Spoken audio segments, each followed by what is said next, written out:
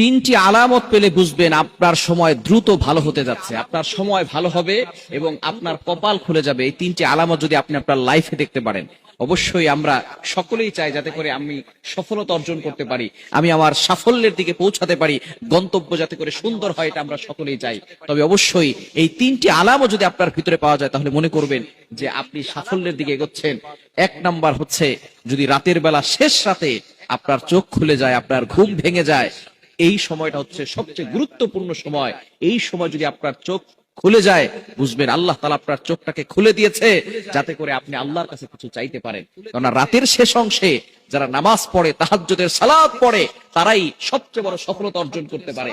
রাতের সালাত ছাড়া কখনো কোন মুসলিম সফলতা অর্জন করতে পারে না। নামাজ না পড়লে সে কখনো শান্তিতে থাকতে পারে না। সুতরাং যারা দেখবেন সফলতা পেয়েছে, রাতের সালাত পড়েই পেয়েছে।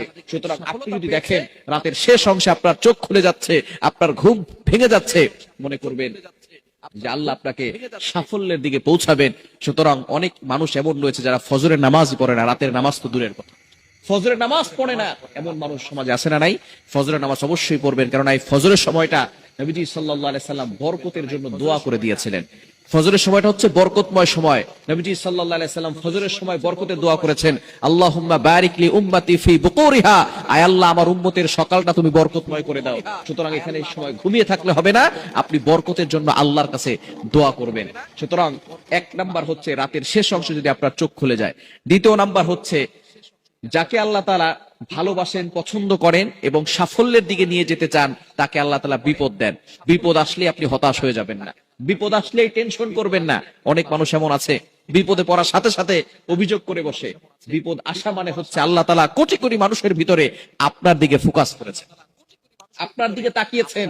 আল্লাহ তাআলা বিপদ দিয়ে আপনাকে পরীক্ষা করছেন যে বান্দা বিপদে পড়লে আমি আল্লাহকে ভুলে যাই কিনা, বিপদে পড়লে আমি আল্লাহকে স্মরণ করে কিনা, বিপদে পড়লে আমি আল্লাহর প্রতি বিশ্বাস, আমি আল্লাহর প্রতি ভালোবাসা, আমি আল্লাহর প্রতি ভরসা, এগুলো রাখে কিনা, এটাই আল্লাহ তাআলা দেখতে চান। সুতরাং আল্লাহ তাআলা বিভিন্ন ভাবে বান্দাকে পরীক্ষা করবেন।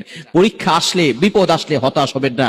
বিপদ মুমিনদের উপরে আসবে, যার ঈমান যত বেশি তার উপরে বিপদও তত বড় হবে। সুতরাং নবীদেরকে আল্লাহ তাআলা ভালোবাসতেন, নবীদের উপরে বড় বড় পরীক্ষা এসেছে, আর ঈমানদারদের উপর আল্লাহ তাআলা বড় বড় পরীক্ষা করে তারপরে বিপদ দিয়ে তাদেরকে পরীক্ষা করবেন।